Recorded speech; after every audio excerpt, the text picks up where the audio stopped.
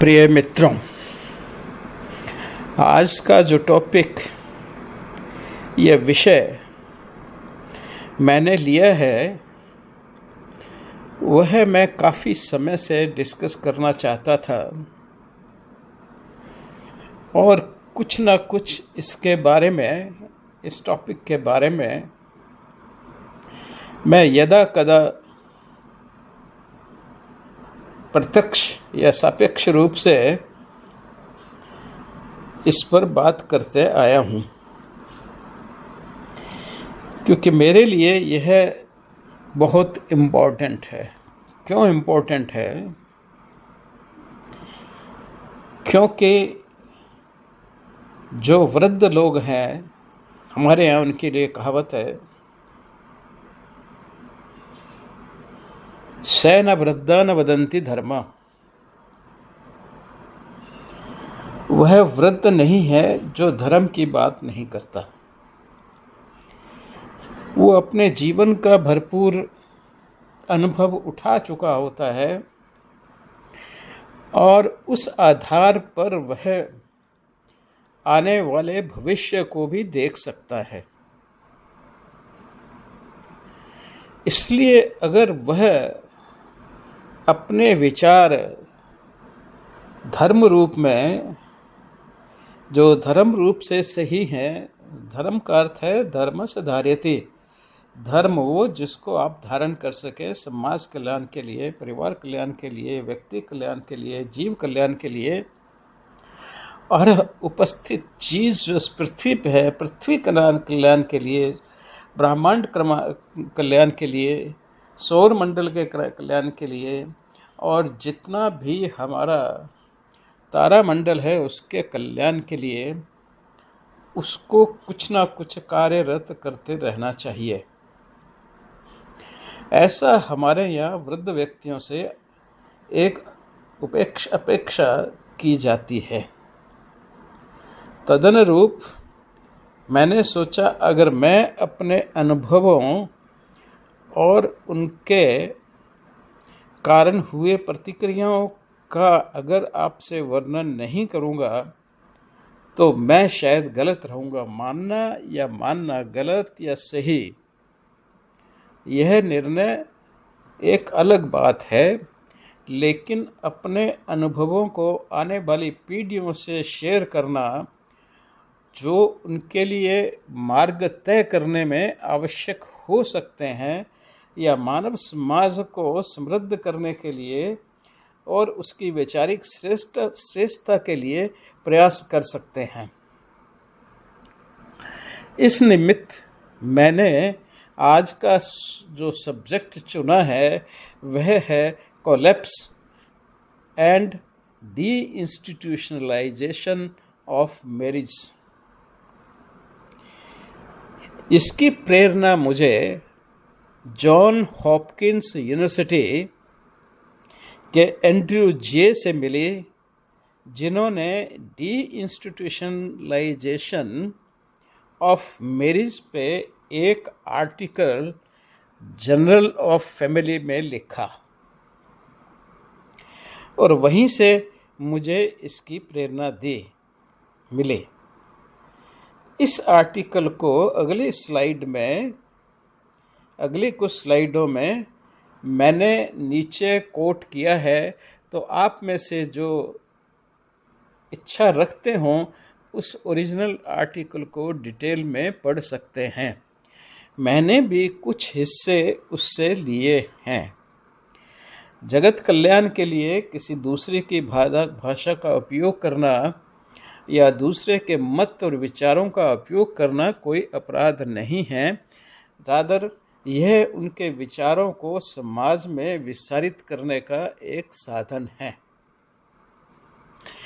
उन्होंने कहा कि जो इंस्टीट्यूशन ऑफ मैरिज है वह आज समाज में बहुत ही कमज़ोर हो गई है, और जो उसके सोशल नॉर्म्स थे वह भी सोसाइटी में अत्यधिक कमज़ोर हो चुके हैं, और हमारा व्यवहार मैरिज के प्रति, शादी के प्रति बिल्कुल बदल चुका है, ये एंड्रयू जे ने अपने प्रारंभ के इंट्रोडक्शन में ही कह दिया। डी इंस्टीट्यूशनलाइजेशन ऑफ मैरिज एक बहुत ही कॉम्प्लेक्स विषय है। यह कॉम्प्लेक्सिटी क्यों आती है आज के समय में, खास करके क्योंकि आज इन संबंधों ने इतना विस्तृत और कॉम्प्लेक्स रूप धारण कर लिया है कि इवन एनालिसिस करना भी बहुत मुश्किल हो जाता है। विचार स्वतंत्र के नाम पर या व्यक्तिगत स्वतंत्र के नाम पे इतनी कॉम्प्लेक्सिटीज क्रिएट हो गई हैं, खास करके कोहैबिटिंग यूनियंस में, कि अब उनका एनालिसिस भी करना मुश्किल पड़ता है। उसके साथ साथ हमने जो व्यक्तिगत स्वच्छंदता मेल और फीमेल दोनों के लिए, और साथ ही साथ सेम सेक्स मैरिज का, यानी कि जो सोडोमी को हमने लीगलाइज कर दिया, और लीगलाइज ही नहीं किया, हमने सेम सेक्स मैरिजेस का भी प्रावधान कर दिया। यह सारी बहुत एक विकट परिस्थिति क्रिएट कर देती है समाज के सामने। जो ट्रांजिशन शादी के शब्द का, अर्थ का हुआ है 20th सेंचुरी में, 20वीं शताब्दी में, वह काफ़ी था डी इंस्टीट्यूशनलाइज मैरिज को करने में। यानी कि मैरिज की व्यवस्था को ख़त्म करने के लिए, समाप्त करने के लिए, उसमें विश्वास ख़त्म करने के लिए हमने जो कुछ नई कानून और एथिक व्यवस्थाएं बनाई, वह काफ़ी थी इस संस्था को समाप्त करने के लिए। यह ट्रांजिशन जो है आज के रूप में जो आया है, वह दो स्थितियों से पास हुआ। पहला ट्रांजिशन था जिसने मैरिज को एक कंपेनियनशिप का नाम दे दिया। ऐसा अर्नेस्ट बर्गीज ने कहा। उन्होंने कहा, हमने सबसे बड़ी गलती यह की कि शादी को एक सेक्रेट यूनियन न मान के, जबकि सदियों से, हजारों सालों से वह एक धार्मिक और सेक्रेट यूनियन था, वह एक डेडिकेशन का, एक दूसरे के प्रति ममता का, परिवार बनाने का एक इंस्टीट्यूशन था। उस इंस्टीट्यूशन को हमने एक कंपेनियनशिप के रूप में बदल दिया। तो सबसे पहली गलती जो मानव समाज की हुई कि उन्होंने इसे संस्कार न मान करके, उसे एक सामाजिक प्रक्रिया न मान करके, व्यक्तिगत रूप से इसको एक कंपेनियनशिप का रूप दे दिया। यानी कि पति और पत्नी एक दूसरे के लिए जान छिड़कने वाले न हो करके, एक दूसरे की हर गलती को समझ करके, प्यार ममता करके, एक परिवार को बना करके उसको रेज करने वाले व्यक्ति नहीं रहे। वो एक कंपेनियन हो गए, एक साथी हो गए, एक जीवन साथी हो गए, जिनकी अपना अलग अस्तित्व है।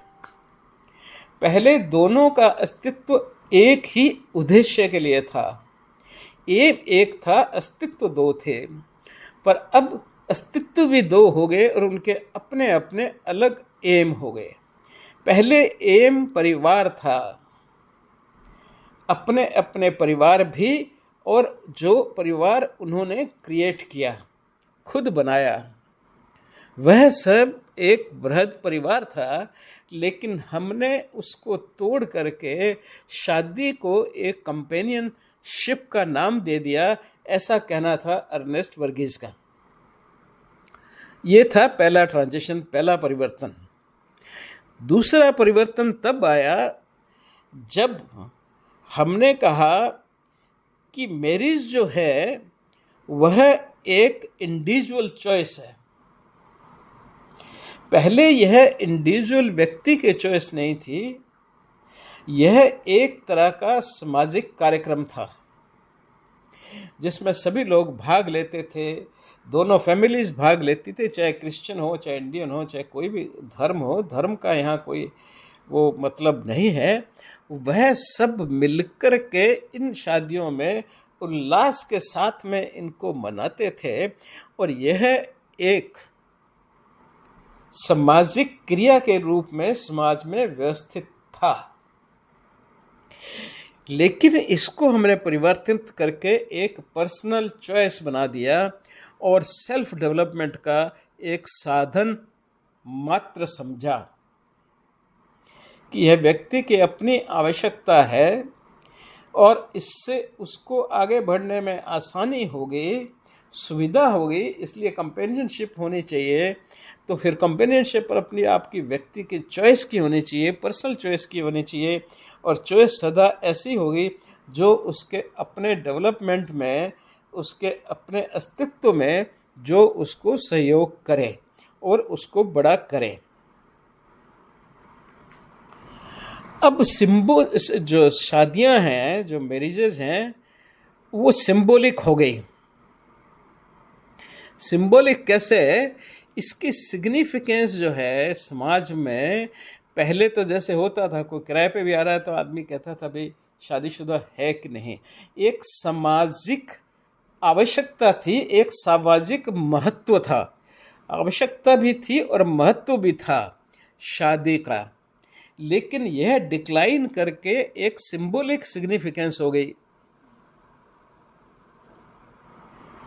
और यह सिंबॉलिक सिग्निफिकेंस जो है वह अब बढ़ती ही जा रही है। यानी इसमें कोई सीरियस कमिटमेंट नहीं है, इसमें कोई सीरियसनेस नहीं है, यह एक मात्र सिंबॉलिक अरेंजमेंट बन के रह गया। यह सिर्फ एक प्रेस्टीज और व्यक्तिगत अचीवमेंट का साधन मात्र हो गया, क्योंकि समाज में एक शादीशुदा व्यक्ति को लोग जरा रिस्पेक्ट की नज़र से देखते हैं, उसको एक रिस्पॉन्सिबल व्यक्ति समझते हैं कि इसकी शादी हुई है तो ये रिस्पॉन्सिबल होगा और उसकी प्रेस्टीज और उसका जो खुद का व्यक्तित्व का स्थान है वह सुनिश्चित सा हो जाता है शादी करने के लिए। उतनी मात्र ही कमिटमेंट इसमें रह गई। यानी कि सारा ये मामला जो है वो व्यक्ति की अपनी symbolic Prestige and personal achievement तक सीमित रह गया। इसके बाद जब डाइवोर्स हमने समाज में एक्सेप्ट किया और रादर ये कहा कि साहब ये तुरंत हो जाना चाहिए, उसको बहुत हमने आसान कर दिया। पहले न यूरोप में डाइवोर्स संभव होता था, न हिंदुस्तान में संभव होता था। आज यूरोप में तो बहुत ही आसान है और हिंदुस्तान में भी आसान होता जा रहा है। जब डाइवोर्स होगा तो रीमैरिजेस भी होंगे। पहले रीमैरिजेस को अच्छी दृष्टि से नहीं देखा जा सकता था, क्योंकि बहुत से लोगों ने इंक्लूडिंग अप टू 1978 चार्लिन जैसे ऑथर ने कहा कि रीमैरिजेस जो हैं वो they are as a incomplete institution. भाई वो इंस्टीट्यूशन ही क्या हुई कि 2-4 साल चली फिर एक नई इंस्टीट्यूशन बन गई, वो 2-4 चली फिर एक नई तो इंस्टीट्यूशन तो ऐसे नहीं होते हैं। Institutions are a permanent feature. आज भी अगर आप कोई इंस्टीट्यूशन ही बनाते हो, इंस्टीट्यूशन तो काफ़ी तरह की हो सकती हैं, जैसे आप अगर टीचिंग इंस्टीट्यूशन भी बनाते हैं तो आपको इतना पैसा जमा करवाना पड़ता है एडवांस में गवर्नमेंट को कि अगर आप उस इंस्टीट्यूशन को चलाने में फेल हो जाएं तो समाज यानी कि सरकार उसको इंडिपेंडेंटली फाइनेंस करके चला सके। इतना पैसा गवर्नमेंट एडवांस में आपसे जमा करवा लेती है।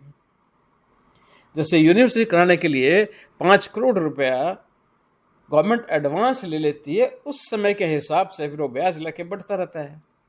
और अगर आप उस व्यवस्था को ठीक से नहीं चला पाते हैं तो गवर्नमेंट उस पैसे में कुछ और पैसे डाल करके उस यूनिवर्सिटी को अपने अंडरटेक कर देगी, उस इंस्टीट्यूशन को अपने अंडरटेक करेगी, चलाएगी। तो इंस्टीट्यूशन में इस तरह से नहीं होता कि लोग अलग अलग हो गए, टूट गई, अब उसकी जगह जी दूसरी इंस्टीट्यूशन आ जाएगी। तो फैमिली एज ए इंस्टीट्यूशन ख़त्म हो गई जब रीमैरिजेज शुरू हो गई। यानी कि पहली शादी के साथ ही, डाइवर्स के साथ ही आपकी इंस्टीट्यूशन का सत्यानाश हो गया, वो ख़त्म हो गई। अब जो रीमैरिज से इंस्टीट्यूशन आप बना रहे हो वो इंस्टीट्यूशन नहीं है, ऐसा चर्लिन ने 1968 में मानने से इनकार कर दिया। अब अमेरिकन सोसाइटी के साथ में एक बड़ी ट्रेजेडी हुई। उन्होंने जितने नॉर्म्स थे इसके लिए, उन सब को कहीं भी परिभाषित नहीं किया, रादर उनको ताले में बंद करते गए। कहावत है ना, एक कोई फाइल नहीं देखनी है तो इसको ताले में बंद कर दो या कोल्ड स्टोरेज में डाल दो। तो उसी तरह वो हर समस्या को कोल्ड स्टोरेज में डालते गए। इस शादी की व्यवस्था के ख़त्म होने से बहुत सी समस्याएं खड़ी होने लगी। शादी सिर्फ 2 व्यक्तियों का मिलन या चॉइस नहीं है, उसमें बच्चे भी हैं, दोनों साइड्स के पेरेंट्स भी हैं, सभी कुछ सीमित है, ब्रदर्स हैं, भाई हैं दोनों साइड में। तो वह सब, उसके लिए कोई नियम या कोई परंपराएं समाज में बनी ही नहीं, इसलिए समाज की इंट्रा रिलेशनशिप ध्वस्त हो गई, बिल्कुल से ध्वस्त हो गई। अब स्टेप फैमिलीज आ गई, स्टेप फादर्स आ गए, स्टेप मदर्स आ गए। अगर 3 बार किसी की शादी हो गई तो 3 स्टेप फादर हो गए, 3 स्टेप मदर हो गई, फिर स्टेप ब्रदर्स होंगे। हर फादर से एक औरत है या एक आदमी है, उसने 3-3 शादियाँ दोनों तरफ की हैं, मदर ने भी की हैं, फादर ने भी की है। अब आप कल्पना करिए कितने स्टेप ब्रदर्स और सिस्टर्स होंगे, और उनकी आपस में क्या रिलेशनशिप होगी। तो इसके लिए कोई समाज जो है, खास करके अब अमेरिकन समाज, कोई साथ में सामाजिक परिवर्तन या सामाजिक नियम नहीं बना पाया, इसलिए इस शादी की इंस्टीट्यूशन एकदम वहाँ पे समाप्त प्राय कंफ्यूज्ड स्टेट में, एक फ्लूइड स्टेट में, एक बिना अस्तित्व के स्टेट में आ गई। अब कौन किसका कजिन है, कौन किसका स्टेप ब्रदर है, कितना क्या है, ये सारा हिसाब गड़बड़ा गया। और एक दूसरे के प्रति प्यार, ममता और सबसे बड़ी बात रिस्पॉन्सिबिलिटीज। मैं आज भी 78 साल की उम्र में अपने छोटे भाई बहनों के लिए और उनके बच्चों के लिए अपने आप को रिस्पॉन्सिबल समझता हूं, और मैं उनके लिए यथासंभव जो मेरे बस में है मैं वो करना चाहता हूं।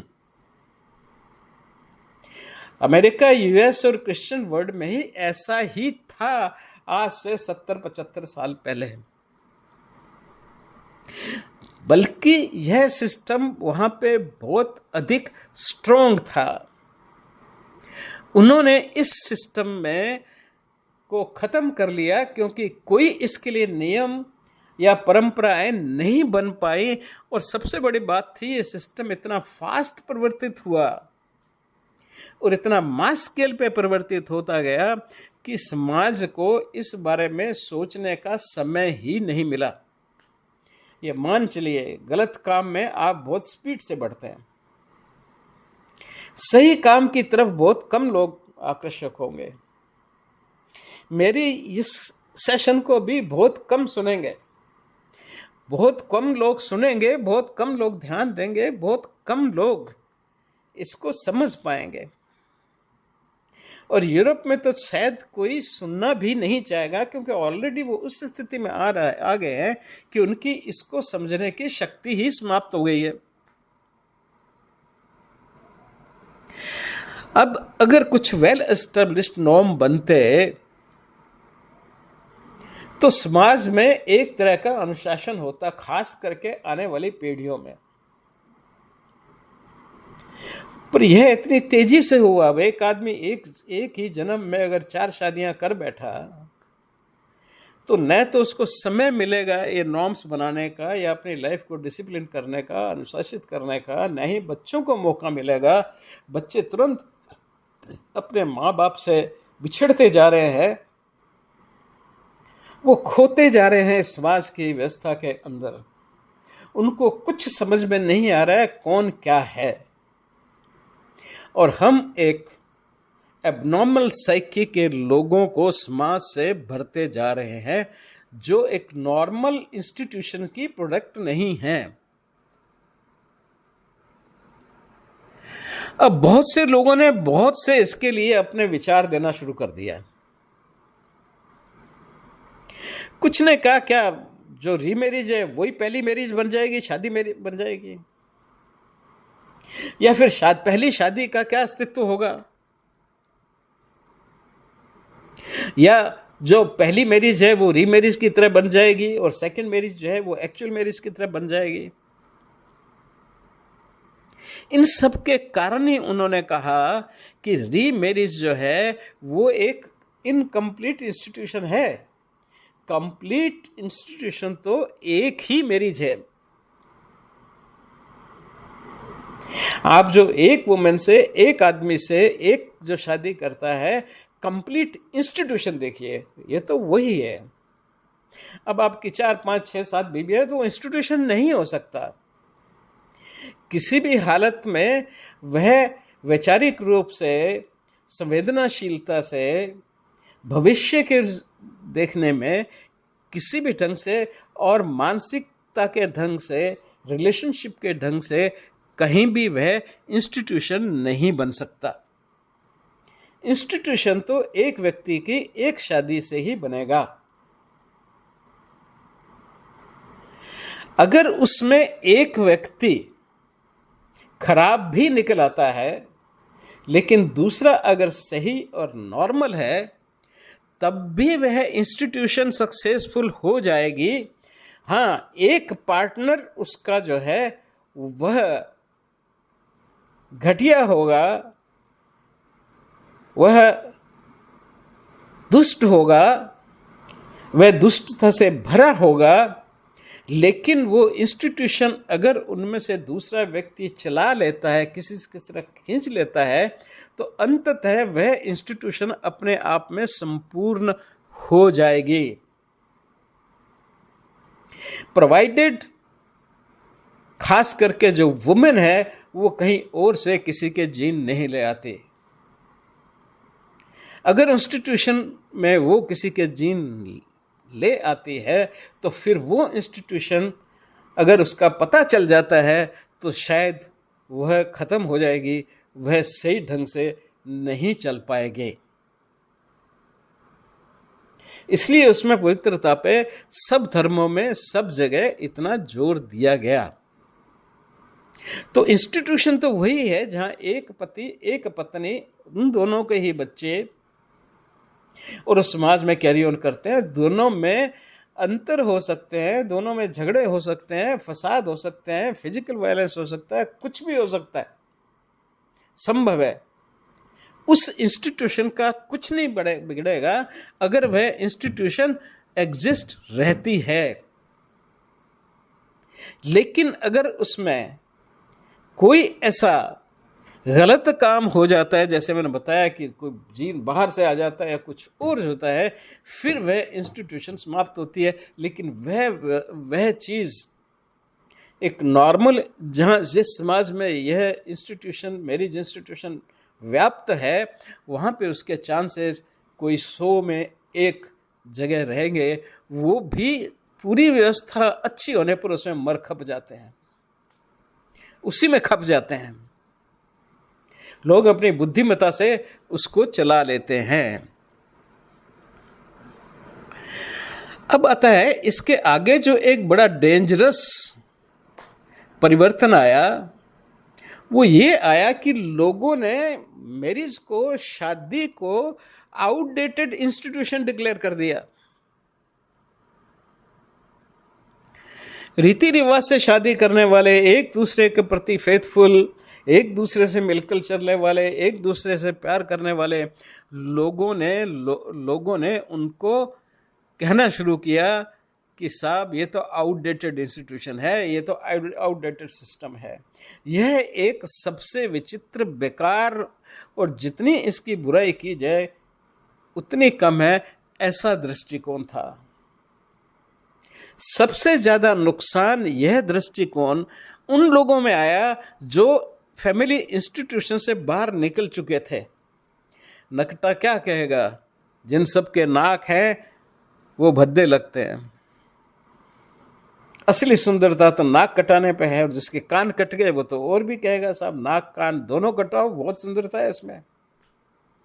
तो यही हुआ, नाक कटाने वाले लोगों ने जो नॉर्मल इंस्टीट्यूशंस में रह रहे थे उनको कहना शुरू कर दिया तो आउटडेट है, बैकवर्ड लोग हैं। यह बैकवर्ड हैं और वो फॉरवर्ड है। देखो मैं तो 50 साल की उम्र में 4 शादियां कर चुका हूं और जगह जगह बच्चे बना के फेंक चुका हूं। न बच्चों को पता है बाप कहाँ है, ना बाप को पता है बच्चे कहाँ हैं। तो वो फॉरवर्ड हो गया। और वो जो अपने बच्चों का पालन पोषण करके बड़ा कर रहा है, सब कुछ अच्छा कर रहा है, अच्छा चल रहा है, उसको वो कहता है तुम तो आउटडेटेड हो। यह जो विचार आया, यह सबसे बड़ा गंदा विचार था। इस पे यूरोप में स्टडी की गई जिसका नाम रखा गया EVS study, European values study. यह स्टडी 2008 में की गई। अब ये की गई थी ये पता चलाने के लिए कि कितने % लोग, कितने % लोग इस बात को मानते हैं कि मैरिज जो है वो एक आउटडेटेड इंस्टीट्यूशन है। इसका सर्वे किया गया, यानी कि यह इतना ज़्यादा महत्वपूर्ण हो गया समाज के लिए खतरे के रूप में कि उनको इसका सर्वे कंडक्ट करना पड़ा। इस सर्वे के जो रिजल्ट आए वो इस प्रकार हैं। 33 लक्समबर्ग में 37.5% लोगों ने कहा कि हम इस बात से एग्री करते हैं कि मैरिज आउटडेटेड चीज है, वो नहीं करने की चीज है। फ्रांस में 35.4% लोगों ने कहा कि यह आउटडेटेड है। बेल्जियम में 34.3% लोगों ने कहा कि यह आउटडेटेड है। स्पेन में 31.2 लोगों ने कहा कि आउटडेटेड है। और ऑस्ट्रिया में 30.5%, जर्मनी में 29.2% और 27.7% स्विट्जरलैंड में, और 27% लोग बुल्गारिया में, और 27% लोग नीदरलैंड में, और 25% लोगों ने स्लोवानिया में यह कहा कि marriage is a outdated institution. यानी कि इतने % लोग वह मैरिज इंस्टीट्यूशन को छोड़ चुके हैं। यानी कि या तो वो प्रोडक्ट है आउट ऑफ मैरिज इंस्टीट्यूशन के, या वो स्वयं शादी न करके और न्यू सिस्टम में कर रहे हैं, या उनका निकट भविष्य में विचार है वही नए सिस्टम में रहने का। अब जब इतनी परसेंट, रफली 35% लोग पॉपुलेशन जो है, और ये पॉपुलेशन वो है जो मैरिजेबल है, बूढ़ों से पूछने का कोई मतलब नहीं, तो मैरिजेबल लोगों ने, जब उनमें से इतने परसेंट लोग शादी नहीं करेंगे क्योंकि उनका मैरिज इंस्टीट्यूशन में विश्वास ही नहीं है, तो अब आप कल्पना कर लीजिए कितने लोग, क्योंकि 35%, तो उनके साथ एक दूसरा भी होगा तो 70% हो गया। मैरिज तो एक आदमी से नहीं होगी, दो की होगी, या जहां वहां भी वो जीवन व्याप्त करेंगे अपना, तो उनके साथ में और कोई फीमेल या मेल पार्टनर होगा। तो यानी एक बड़ा हिस्सा पॉपुलेशन का वह उसमें विश्वास नहीं कर रहा है। तो इन फिगर्स को आप डबल समझिए, नॉट सिंगल, क्योंकि हर व्यक्ति के साथ में एक अपोजिट सेक्स का आदमी भी होगा और वो उसी समाज से होगा। इसका इन्होंने इस सीरियसनेस का, जो सीरियस डेंजर आज यूरोपियन समाज के सामने आ चुका है और हिंदुस्तान में भी एंटर कर चुका है, उस डेंजर को आप समझें। जैसे पुर्तगाल में most of the children are born out of wedlock, unwed women उन औरतों के हैं जिन्होंने शादी नहीं कर रखी है, किसी के साथ रह रहे हैं, ठीक है, लिविंग इन रिलेशंस में है, कुछ भी है, वो एक अलग बात है, लेकिन वहां पे अनवेड चिल्ड्रन जो हैं उनके नंबर बढ़ते जा रहे हैं। और कितने हैं आपको सुन के आश्चर्य होगा, 60%, 60%। यानी कि पुर्तगाल में 60% जो बच्चे पैदा होते हैं वह बिना शादी के हो रहे हैं, अनवेड, यानी कि जिन औरतों की शादियां नहीं हुई हैं। अब इन बच्चों को अपने बाप का पता नहीं, शादी नहीं हुई तो बाप कैसे बनेगा? वो लिविंग इन रिलेशन में जरूरी नहीं है कि अब ये जो वहाँ पे जो कोहबिटेशन है उसमें जरूरी नहीं है कि बाप कहे कि मैं बना, वो तो कहेगा मेरे बच्चे के लिए तो तुम्हारे साथ रहा ही नहीं, it was simply I was for my sexual pleasure और कन्वीनियंस, पर्सनल कन्वीनियंस के लिए था तुम्हारे साथ, मैं रेस्पॉन्सिबिलिटी नहीं लेता। So 60% of the new births in पुर्तगाल they are out of marriage institution, यानी कि अनवेड, बिना शादीशुदा औरतों के पैदा हो रहे हैं। यह फिगर है 2021 के। अब हुआ यह कि जब यह सिस्टम वास्ट लेवल पे खत्म हो गया तो एक नई टर्मिनोलॉजी आई, वो आई कोहैबिटेशन। इसका यूज किया गया यूनाइटेड स्टेट्स में कि भाई शादी क्या करनी है, हम साथ में कोहैबिट करेंगे जिसमें सेक्सुअल एक्टिविटी इंक्लूडेड है, यानी कि साथ में रहेंगे। तो अब लोग वहां पे शादी नहीं कर रहे, वो सिर्फ अपने साथ रहते हैं। और मुझे बड़ा दुख है कि इंडिया में भी कोहैबिटेशन बढ़ता जा रहा है, जिसको यहां पे नया नाम दे दिया लिविंग रिलेशनशिप, और कानून भी बड़ी इसको लचर दृष्टि से देखता जा रहा है। इन्होंने लिखा है कि 1996 में 2/3 of married couple in US said that they lived together before getting married। अब ये देखिए, यानी कि कोहैबिटेशन एक ट्रायल हो गई कि अपन दोनों ट्रायल रहते हैं, 6 महीने साथ में रहेंगे, सब कुछ हस्बैंड वाइफ की तरह करेंगे, अगर हम देखा कि हम शादी के लायक हैं तो फिर शादी कर लेंगे। अब ये क्या हुआ भाई, आज एक के साथ की, फिर कल दूसरे के साथ करेंगे ट्रायल, तो 5-7 ट्रायल करके जो उसमें से पसंद है उसको कहा यार तुम शादी करो, अगले ने पहले शादी कर ली तो फिर क्या होगा? तो बहुत कॉम्प्लिकेशंस थे इसके। लेकिन फिर भी 1994 में जो सर्वे किया गया उसमें 3.7 मिलियन, यानी कि 37 लाख लोग यूनाइटेड स्टेट्स में 1994 में कोहैबिटेशन में या लिविंग इन रिलेशनशिप में रह रहे थे।